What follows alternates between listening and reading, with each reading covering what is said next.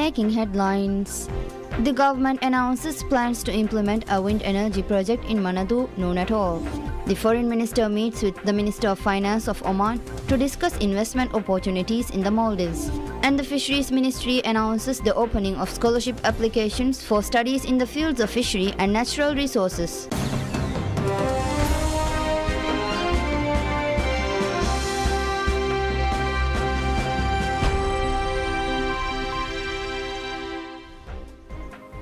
Bismillahirrahmanirrahim. Assalamualaikum. Welcome to PSM News in English with me, Hafiz Abdul Sattar. And now the news in detail. The government announces plans to implement a wind energy project in Manado, Noon Atoll.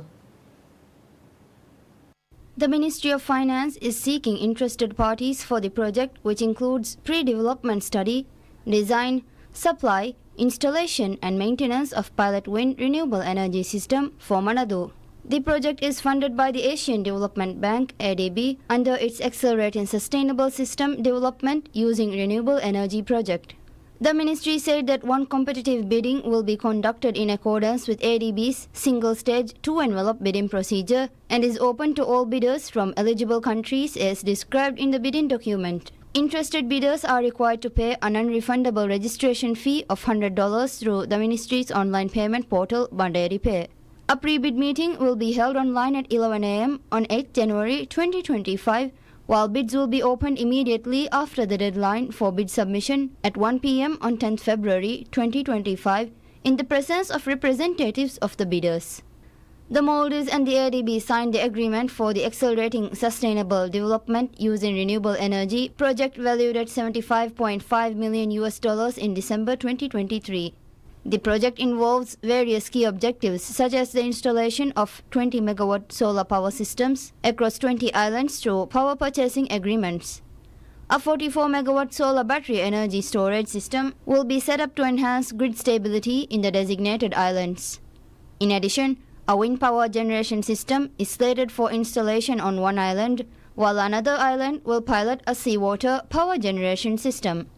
Under the project, the initial phase of the MySolar program will focus on procuring 3 megawatt solar photovoltaic PV systems. It will also involve the implementation of a community irrigation system and a community farm and development program on one island to generate electricity using solar power. The overall impact of the initiative is estimated to save approximately 10 million liters of diesel annually and reduce emissions by 26,000 tons of toxic gases each year. Minister of Foreign Affairs Dr. Abdullah Halil meets with the Minister of Finance of Oman, Sultan bin Salim bin Saeed Al Habsi, to discuss investment opportunities in the Maldives. The meeting was held as part of Minister Halil's ongoing visit to the Sultanate of Oman, which commenced on 10th December. Their discussions revolved around potential investment opportunities, development policies and strategies to enhance cooperation between the two countries, according to the Foreign Ministry. Foreign Minister Halil is visiting Oman at the invitation of Omani Foreign Minister Saeed Badr bin Hamad bin Hamoud Al Busaidi. During his visit, Minister Halil also met with Foreign Minister Al Busaidi to discuss strengthening Maldives-Oman ties through trade, tourism, education cooperation and investment promotion while enhancing people-to-people contact. According to the Foreign Ministry, Minister Halil is slated to meet with additional Omani government officials to further explore avenues for enhancing bilateral relations and cooperation. Minister Halil's visit is set to conclude on 13th December. He is accompanied by Secretary Bilateral Dr. Hala Hamid and the Senior Under Secretary at the Foreign Ministry, Fatmat Naima. Minister of Foreign Affairs Dr. Abdullah Halil met with his Omani counterpart Saeed Badr bin Hamad bin Hamoud Al Busaidi on Tuesday and discussed ways to increase cooperation in tourism and trade between the two countries. Maldives' top diplomat, who is on a two-day official visit to Sultanate, described the meeting with Minister Saeed Badr Al Busaidi as productive. Mr. Halil said that they expressed a commitment to deepening Maldives-Oman historic ties and exploring cooperation in key areas such as trade, tourism, education and investment. In addition, he said the discussions also included exploring avenues for joint efforts in advancing people-to-people exchanges to sustain the growing partnership between the two countries. The Foreign Ministry had said earlier that during the visit, on the invitation of Syed Badr bin Hamad bin Hamoud Al Busaidi, Minister Dr. Halil will hold meetings with senior dignitaries of the Omani government to explore opportunities to enhance collaboration in various sectors between the two countries, including trade and investment promotion. The Ministry of Fisheries and Ocean Resources announces the opening of scholarship applications for studies in the fields of fishery and natural resources. The Fisheries Ministry announces the opening of scholarship applications for studies in the fields of fishery and natural resources. This opportunity falls under the Transforming Fisheries Management in Southwest Indian Ocean Region and Maldives project, a collaboration between the Maldives government and the World Bank. The project aims to enhance regional, evidence-based fisheries management in the Southwest Indian Ocean and to boost competitiveness in the Maldives fisheries sector. As part of this initiative, scholarships are available in two categories. In the first category, recipients must commit to serving at the Fisheries Ministry for a specific period upon completing their higher education. The scholarships under this category include a bachelor's degree in fisheries science and a bachelor's degree in aquaculture. Meanwhile, students who receive scholarships in the second category are not required to serve at the Fisheries Ministry after their studies. The available scholarships are a master's degree in plant protection, entomology or plant pathology, a bachelor's degree in agricultural sciences, a bachelor's degree in veterinary zoology or animal sciences, a bachelor's degree in agriculture, botanical and entomology, and a bachelor's degree in natural resources management or economics. Applications for these scholarships are open until 9th January 2025. The Ministry added that detailed information regarding the required documents and guaranteed fees can be found in the Government's Gazette. Minister of Fisheries and Ocean Resources Ahmad Shiam said that the new Fishermen Membership Register will encourage more young people to seek a career in fisheries. Minister Shiam stated that the new Fishermen Membership Register will encourage more young people to seek a career in fisheries.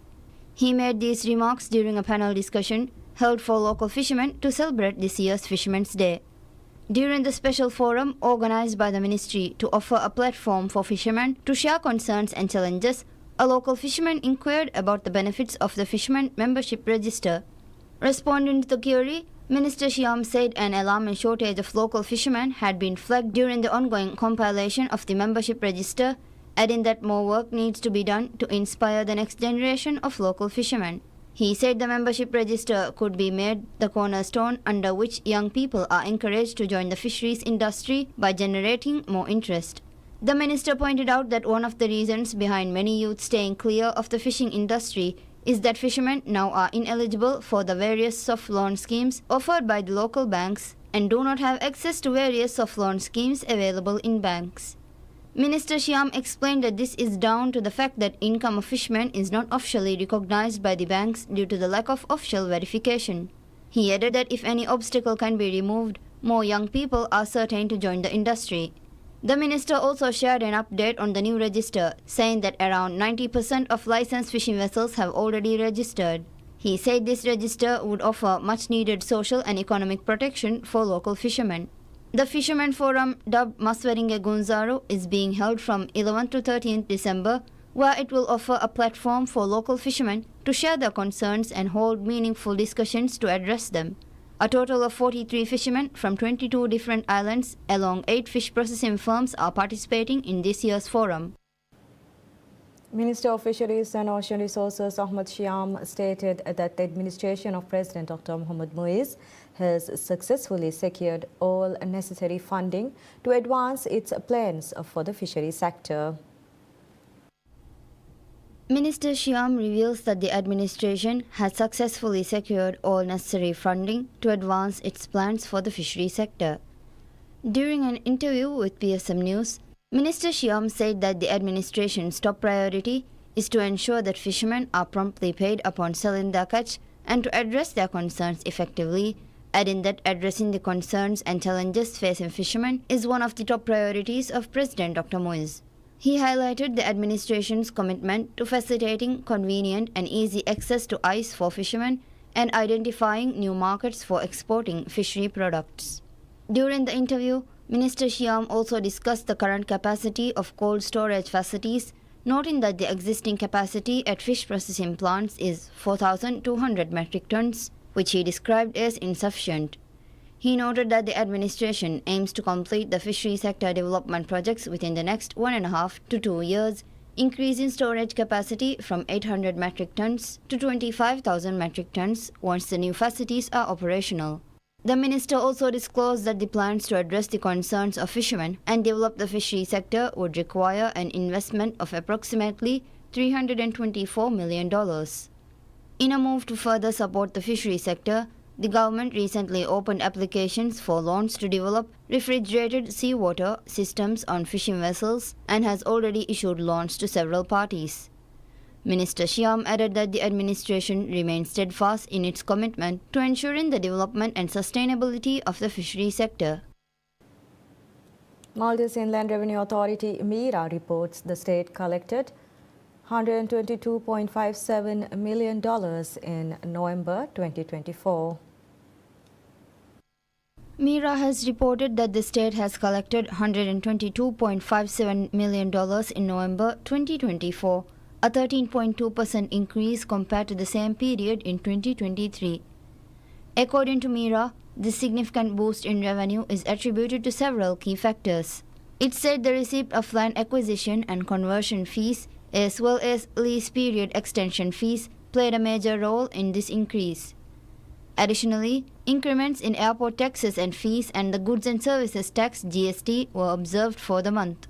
Tourist arrivals also saw a notable rise with an 8.5% increase in October 2024 compared to October 2023.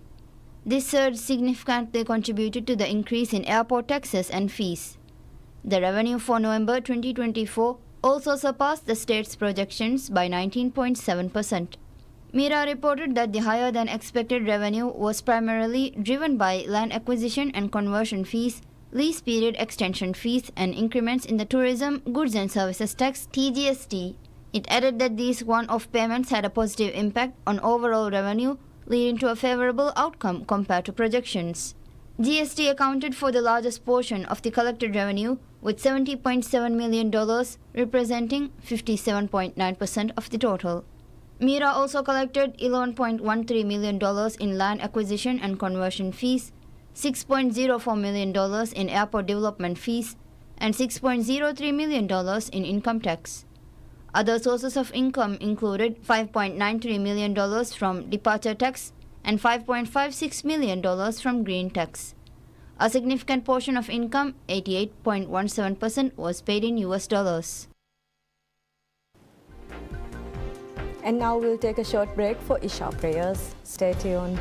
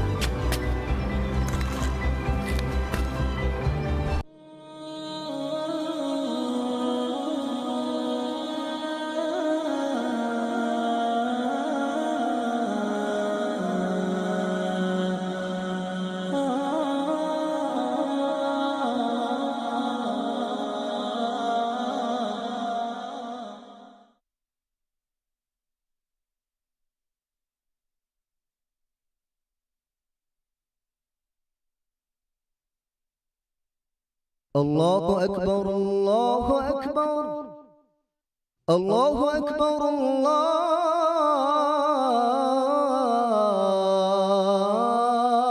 الله أكبر أشهد أن لا إله إلا الله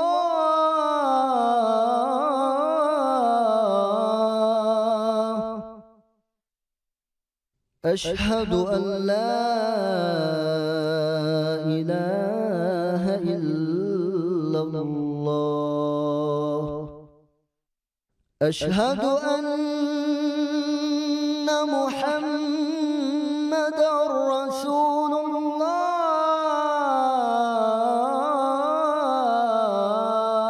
الله أشهد أن محمدًا رسول الله حي على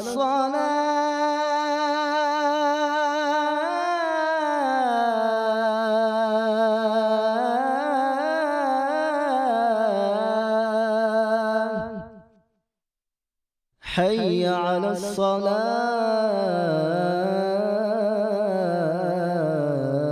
الصلاة حي على الفلاح حي على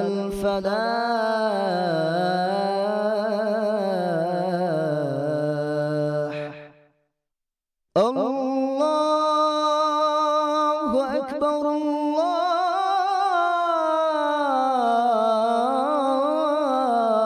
الله أكبر لا إله إلا الله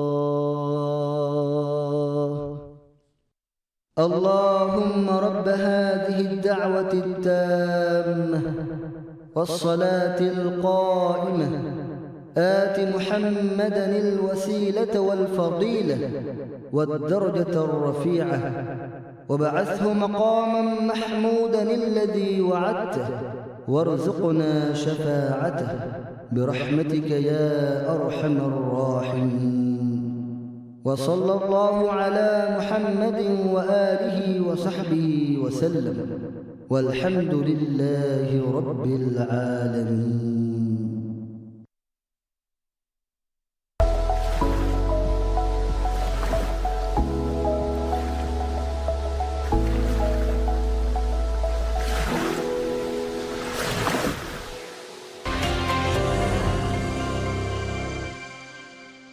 मी जमान तक वंदन हल्लु नुवै ಗೆತರುಗೆ ಮಸಲೆ ತಾಬದ ಇರಾದು ಕವಿಯ ಹಲ್ಲು ರಿಂದಾನ ಹಲ್ಲು ಕೊದ್ದೆ ಅಳಗಣ್ಮೆಂಗೆ me ರಾಜ್ಯಗ ತರಗ್ಗಿಗೆ ಗಿನ ಮಶ್ರೂತಕ್ಕೆ ಕುರಿಯಂಗೆ ಬಗೆಂದೆ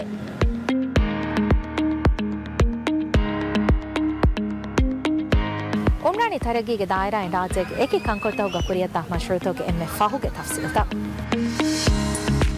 runway ಮಿ ಉನ್ನನಿ ಮ್ಯಾಗಂಡು ಕೊತ್ತಿಂ ಬಯಕ ಪಹಾಲಾಫ ಮಿ ಮಶ್ರೂತ ಕುರಿಯ ಗೆಂದನಿ ಗಿನ ಗೊಂಜೆಹುಂತಕ ಕಾಯಕು ಹಗೀಗತಕ ಮುಳಿ ಮಾಲೆಯಂ ಹಲ್ಲೆಂ ಅಣ್ಣಾಣಿ ಮುಳಿ ಮಾಲೆಗೆ ಹುರಿಹಾ ಮಗುತಕ ಹೆದಿಗೆ ಮಾಲೆಗೆ ಹುರಿಹಾ ತನಕ storm water drainage system ಇದ್ದೇವಿಗೆ ರೈತುಗೆ ಹೋಫೆಂತಕ ಗೊಳಿಫವಾ me ಮಶ್ರೂತಗೆ ತಫ್ಸೀಲ್ ಅಲ್ಮೆನ್ ಬೆಲು ತೆರಿನಾ ಹಮೆ ಗೆನಸ್ತೇನಾ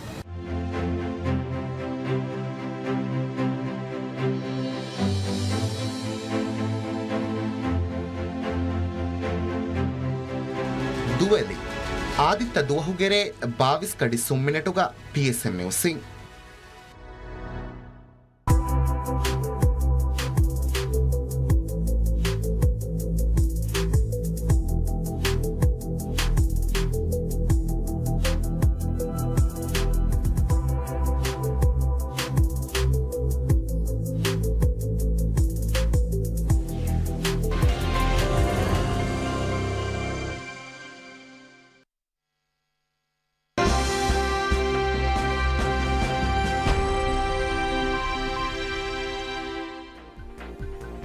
Welcome back to PSM News in English, and now we'll continue with the news.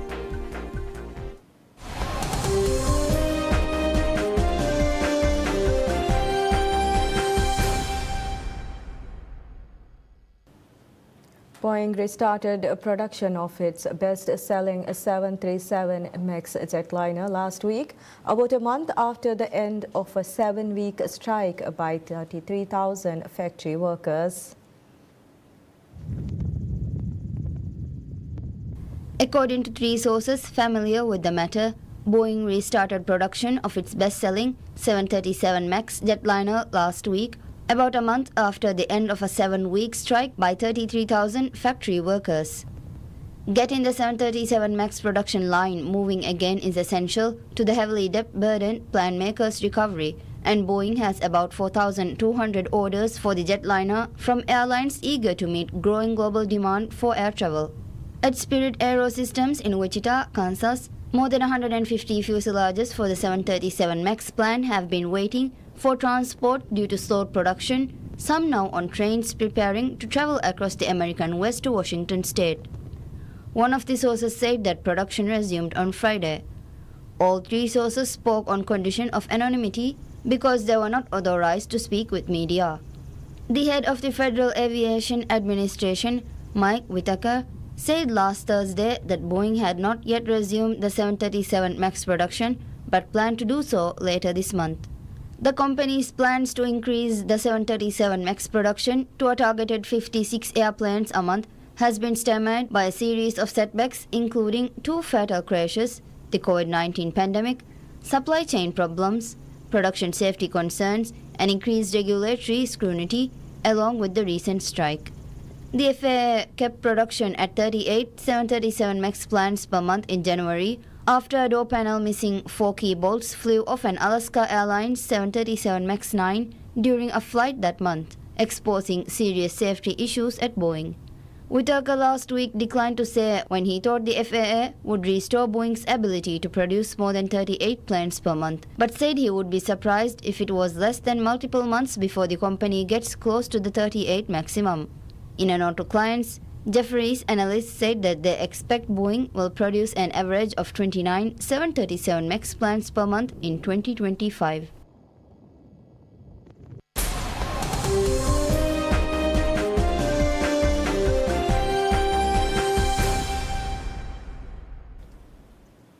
A fast-moving wildfire driven by powerful Santa Ana winds has scorched over 2,200 acres in Malibu, triggering evacuations and a large-scale firefighting effort.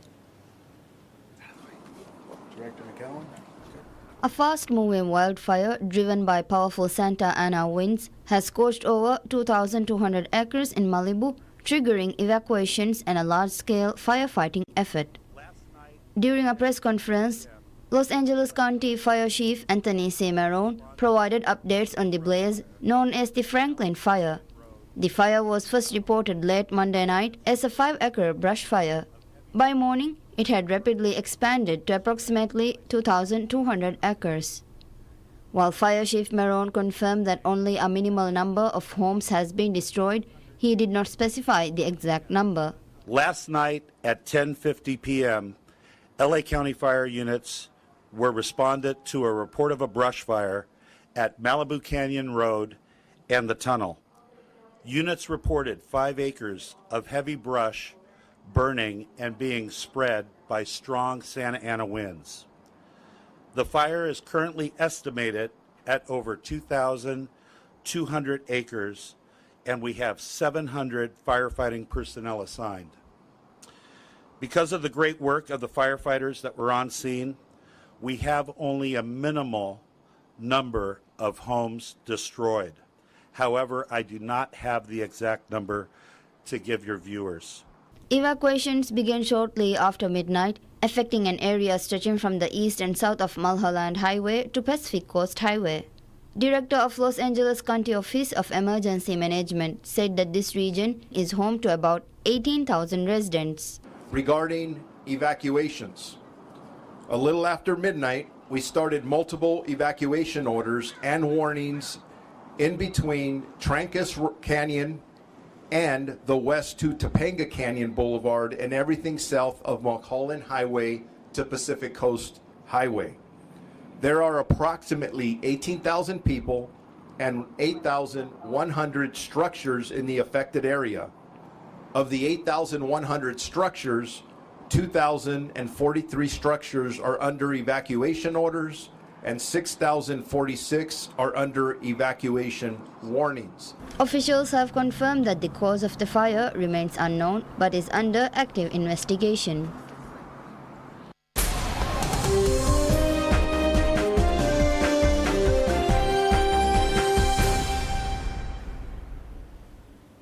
The raw Formula One engines may soon return to South Africa's Kyalami Grand Prix circuit north of Johannesburg as the country pursues hosting an F1 race for the first time since 1993.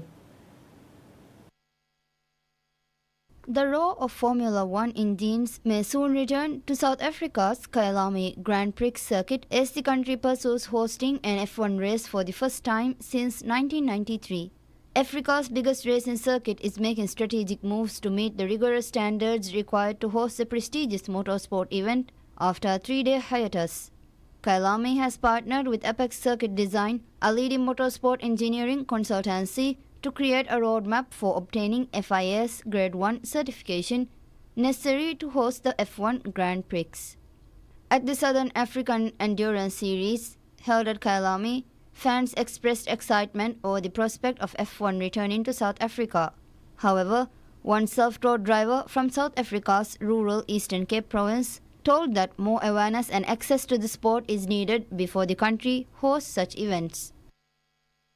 Before you bring in Formula One, because a lot of people don't have access to TVs. When they watch TV, they watch news. They don't watch Formula One, but they don't know that there is this thing called motorsport. There's Formula One, there's endurance series in South Africa. So there needs to be education that motorsport is a sport, and it's part of sport. Sport in South Africa is soccer, cricket, rugby. You know, this is not regarded as sport. It's something for those that want to burn their cash. The 44-year-old broke into the sport 5 years ago, quitting his electrical engineering job to fund his racing career. CEO of the Southern African Endurance Series told Reuters the barrier of entry into the sports need to be lowered, especially for the African youth. South Africa's Sports, Art and Culture Minister said that Kyalami circuit is 90% ready to host, with regulatory approvals expected by mid-2025 and construction potentially completed for the 2027 F1 season. 7-time world champion Lewis Hamilton has also called for Africa to claim its place in the sport. And that's all we have for this hour. Thank you for watching. Wish you all a very pleasant time ahead.